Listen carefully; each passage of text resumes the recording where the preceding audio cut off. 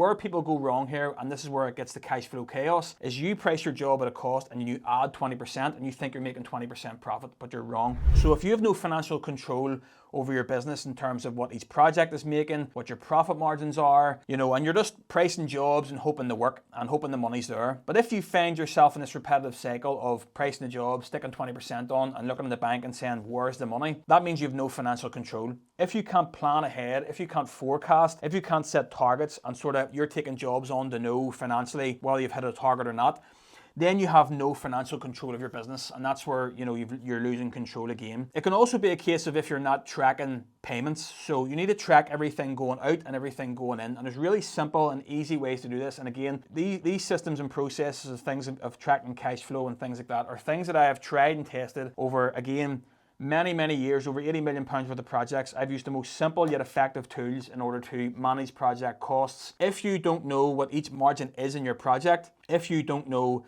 how to even work out the margins in the project, it's quite simple. First, what you need to do is you need to price the job at a cost. You need to see what the job's going to cost you, bare basis, to break even. Then you need to add on your overheads. So your overheads, if you don't know already, are any cost that occurs in your business that cannot be directly related to a project cost. So where people go wrong here, and this is where it gets to cash flow chaos, is you price your job at a cost and you add 20% and you think you're making 20% profit, but you're wrong. A lot of the times, for example, your overheads could possibly be anywhere between 10 and 20% of your turnover. So what you need to do then is you need to price your job at a cost, add that 10 or 20% on, and that's you at your break-even point. Then you add your profit margin.